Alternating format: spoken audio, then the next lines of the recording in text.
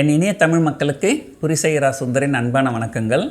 நான் இந்த எபிசோடில் யூஎஸ் ஃபெட் பற்றி பேச போகிறேன். இங்கே வந்து சென்ட்ரல் பேங்க், ரிசர்வ் பேங்க் மாதிரி அங்கே வந்து ஃபெட் அப்படி சொல்லுவாங்க. அதுக்கு முதல்ல ஒரு ஜோக் சொல்லிடுறேன்.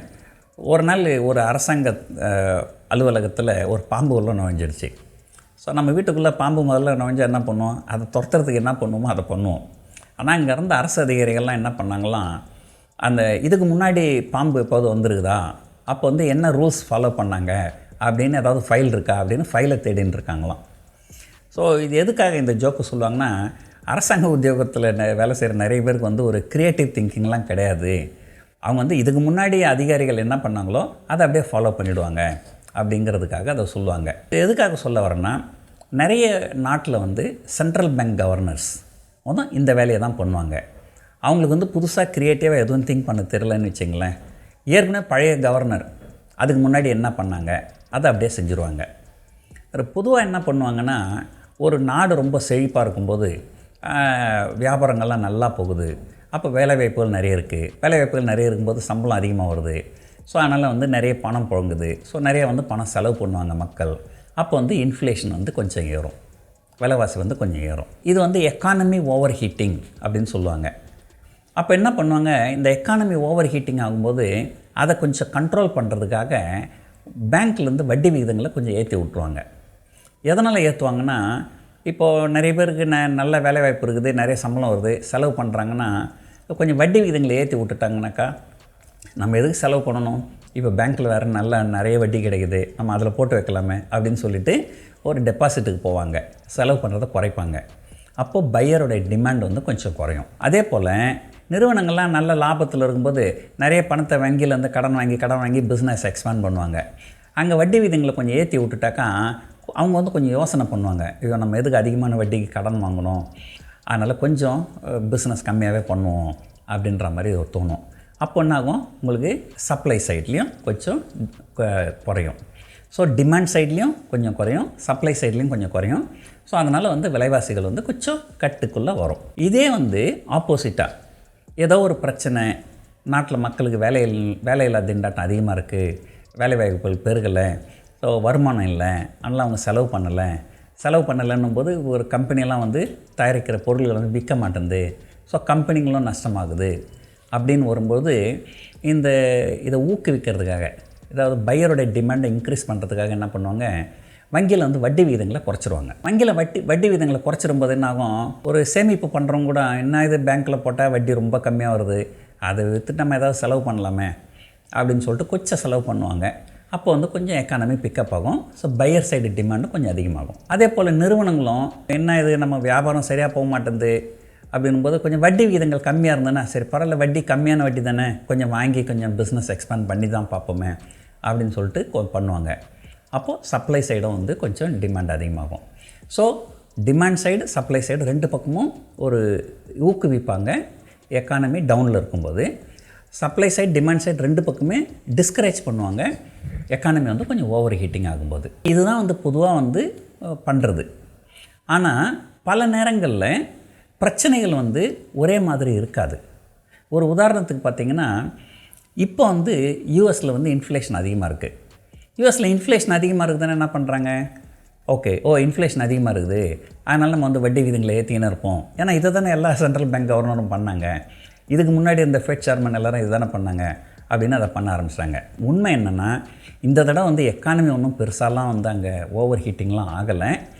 இந்த கரோனா வைரஸ் சமயத்தில் இந்த யூஎஸ் அரசாங்கம் என்ன பண்ணியிருக்கிறாங்க, நிறைய பணத்தை பிரிண்ட் பண்ணி கொடுத்துட்டு இருக்கிறாங்க இலவசமாக.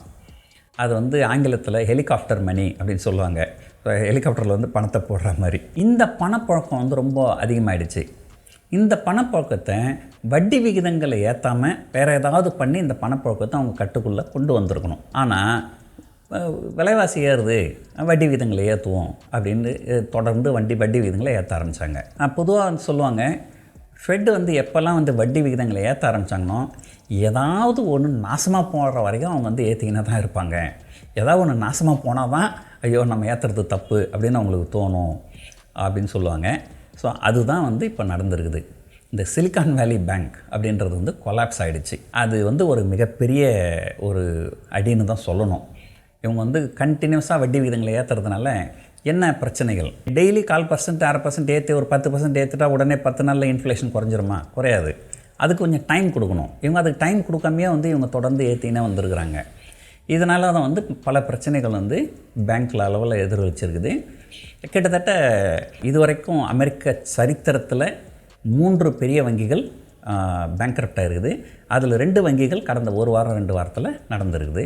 இன்னும் கிட்டத்தட்ட 10-15 வங்கிகள் வந்து பேங்க்ரப்ட் ஆகிறது வாய்ப்புகள் இருக்குது அப்படின்னு சொல்கிறாங்க. நாங்கள் இந்த வீடியோ வந்து புதன்கிழமை ஷூட் பண்ணுறோம். இன்றைக்கி பார்த்திங்கன்னா யூரோப்பில் கூட கிரெடிட் ஸ்விஸ் அப்படிங்கிற பேங்க்கு கிட்டத்தட்ட 25% இன்றைக்கி கீழே விழுந்துருக்குது. உலக அளவில் பங்குச்சந்தைகள் வந்து விழுது. அது குறிப்பாக வந்து பேங்கிங் ஸ்டாக்ஸ் வந்து உலக அளவில் பெருமளவில் வந்து சரிவை சந்திக்குது. இங்கே வந்து பார்த்திங்கன்னா பேங்க் நிஃப்டி கிட்டத்தட்ட 44,000 ப்ளஸ் போனது இன்றைக்கி 39,000 கிட்ட வந்துட்டாங்க.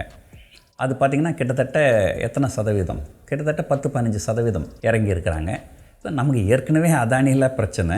ஸோ இது பத்தாயிரத்துக்கு இந்த உலக வங்கிகள் பிரச்சனையும் ஒரு பெரிய பிரச்சனையாக இருக்குது. ஆனால் தான் பார்த்திங்கன்னா நம்முடைய பங்குச்சந்தைகள் கிட்டத்தட்ட போன டிசம்பரில் 18,900 அப்படின்னு போன நிஃப்டியினுடைய குறியீட்டு எண் இப்போ கிட்டத்தட்ட 16,900 கிட்ட வந்துட்டாங்க. ஸோ கிட்டத்தட்ட 2,000 புள்ளிகள் இறங்கியிருக்கு. இதே பார்த்திங்கன்னா அக்டோபர் நவம்பர் 2 மாதம் பார்த்திங்கன்னா 2 மாதத்தில் கிட்டத்தட்ட 2,000 பாயிண்ட் ஏறினாங்க. 2,000 பாயிண்ட் ஏறி 2,000 பாயிண்ட் இறங்குறாங்க கடந்த 4-5 மாதத்தில். கடைசியில் மார்க்கெட் எங்கேயும் போகலை. மார்க்கெட் 6 மாதத்துக்கு முன்னாடி எங்கே இருந்ததோ அங்கே தான் இங்கே இருக்குது. இந்த பிரச்சனை எப்படி அணுகணும் அப்படிங்கிறது வந்து தெரியாமல் அமெரிக்காவில் குழம்பி போயிருக்கிறாங்க. அவங்க என்ன நினைக்கிறாங்க, ஒரு பங்குச்சந்தைகள் ஓரளவு நல்லா ஏறுச்சுனாக்கா, பங்குச்சந்தையில் ஏறுதே அப்படின்ட்டு அதில் இருக்கிறவங்க வந்து கொஞ்சம் ப்ராஃபிட்டை புக் பண்ணிட்டு கொஞ்சம் ஷேரை விற்றுட்டு வேறு ஏதாவது செலவு பண்ணாங்கன்னா இன்ஃப்ளேஷன் ஏறிடுமே அப்படின்னு பயந்து போய் என்ன பண்ணுறாங்க, எப்போல்லாம் பங்குச்சந்தைகள் கொஞ்சம் ஏறுதோ அப்போ வந்து ஏதாவது ஒரு நெகட்டிவாக ஹாக்கிஷ் அப்படின்னு சொல்லுவாங்க ஆங்கிலத்தில், ஹாக்கிஷ் கமெண்ட், அதாவது நெகட்டிவாக பேச வேண்டியது. அதே நேரத்தில் பங்குச்சந்தைகள் நல்லா கீழே இறங்குச்சுன்னா, ஐயோ ரொம்ப கீழே இறங்குச்சுன்னா சில கம்பெனிங்கெலாம் கொலாப்ஸ் ஆகிடும். கம்பெனிங்கெலாம் கொலாப்ஸ் ஆகிட்டாக்கா அதில் இருக்கிறவங்களுக்குலாம் வேலை போயிடும். அது ஒரு பெரிய சிஸ்டமிக் இஷ்யூவாக வந்துடுமே அப்படின்னு சொல்லிட்டு உடனே என்ன பண்ண வேண்டியது, ஏதாவது வந்து ஒரு நல்ல விதம், டோவிஷ் கமெண்ட்டுன்னு சொல்லுவாங்க ஆங்கிலத்தில், ஏதாவது ஒரு நல்ல விஷயமாக பேச வேண்டியது. ஸோ இதை வந்து ஒரு கெட்ட விஷயத்தை நல்ல விஷயத்தை மாற்றி மாற்றி பேசி இவங்களும் குழம்பி போய் பொதுமக்களையும் குழப்பி எக்கானமியும் குழப்பி விட்டாங்க. ஒரு உதாரணத்துக்கு பார்த்திங்கன்னா ஒரு 2-3 வாரத்துக்கு முன்னாடி பங்குச்சந்தைகள் ஓரளவு நல்லா இறங்கினப்போ அட்லாண்டா ஸ்டேட்டுடைய கவர்னர் வந்து கொஞ்சம் டோவிஷாக பேசினார். உடனே பங்குச்சந்தைகள்லாம் நல்லா வேகமாக ஏற ஆரம்பிச்சிது. நல்லா ஏறிடுச்சு அப்படின்னு சொல்லிட்டு உடனே என்ன பண்ணாங்க, அடுத்த வாரமே பார்த்திங்கன்னா ஃபெட் சேர்மன் ஜெரோம் பவுல் வந்து கொஞ்சம் மோசமாக பேசினார். உடனே கபன்னு பங்குச்சந்தைகள் இறங்கிச்சு. இப்போ பங்குச்சந்தைகள் இறங்கின உடனே இந்த சிலிக்கான் வேலி பேங்க்கு கொலாப்ஸ் ஆகிடுச்சு. சிலிக்கான் வேலி பேங்க் கொலாப்ஸ் ஆன உடனே என்ன பண்ணாங்க, ட்ரெஷரி செக்ரட்டரி ஜானட் எல்லன் வந்து நாங்கள் வந்து இதை பெயில் அவுட் பண்ண மாட்டோம் அப்படின்னு சொன்னாங்க. உடனே இன்னும் பெருசாக விழுந்தது. உடனே பெருசாக வந்த உடனே எல்லாம் பயந்துட்டாங்க. உடனே என்ன பண்ணாங்க, இல்லை நாங்கள் பெயில் அவுட் பண்ணுவோம் அப்படின்னு சொல்லிட்டு அதுக்கு உண்டான ஏற்பாடுகள்லாம் பண்ணாங்க. சிலிக்கான் வேலி பேங்க்குக்கு மட்டும் இல்லை, மற்ற எல்லா பேங்க்குக்கும் கூட நிறைய வந்து ஃபண்டிங் பண்ணாங்க. ஸோ எதுக்காக இதை சொல்ல வரேன்னா, இப்போ இருக்கிற பிரச்சனைகளில் என்ன பண்ணுறது அப்படின்றது வந்து யூஎஸ் சென்ட்ரல் பேங்க்குக்கே தெரியாமல் முழிக்கிறாங்க. இதுதான் உண்மை. இதனால் வந்து பங்குச்சந்தைகள் வந்து ஒரு சினிமா பாட்டு வரும், பங்குச்சந்தையை போல் என்னை ஏற்றி இறக்கிற அப்படின்னு வரும். அதாவது இப்போ இறங்கின்னு கடைசியில் பங்குச்சந்தைகள் வந்து எனக்கு தெரிஞ்சு எங்கேயும் போகிற மாதிரி தெரியல. ஏற்கனவே நான் இந்த ஜனவரி மாதம் முதல் வாரத்தில் ஒரு வீடியோ போட்டிருந்தேன், பங்குச்சந்தைகள் நல்லா ஏறுவதற்கு வாய்ப்புகள் நிறைய இருக்குன்ட்டு. அதுக்கப்புறம் நடந்த சில நிகழ்ச்சிகளால் நான் என்னுடைய வியூவை நான் மாற்றினதுக்கு அப்புறம் ஒரு 2 வாரத்துக்கு முன்னாடி கூட பங்குச்சந்தைகள் ஏறாமல் இருக்கிறதுக்கு 10 காரணங்கள் அப்படின்னு ஒரு வீடியோ போட்டிருந்தேன். இப்போ பார்த்திங்கன்னா பங்குச்சந்தைகள் வந்து பார்த்திங்கன்னா ரொம்ப லேக் லஸ்டர் அப்படின்னு சொல்லுவாங்க ஆங்கிலத்தில், கொஞ்சம் மந்தமாக தான் இருக்குது. ஸோ இப்படி தான் இருக்கிறதுக்கு வாய்ப்புகள் நிறைய இருக்குது அப்படின்றது என்னுடைய கருத்து. ஸோ எனிவே வந்து இந்த ட்ரேடிங் வந்து இப்போ கொஞ்சம் டிஃபிகல்ட்டான காலகட்டமாக தான் இருக்கும்.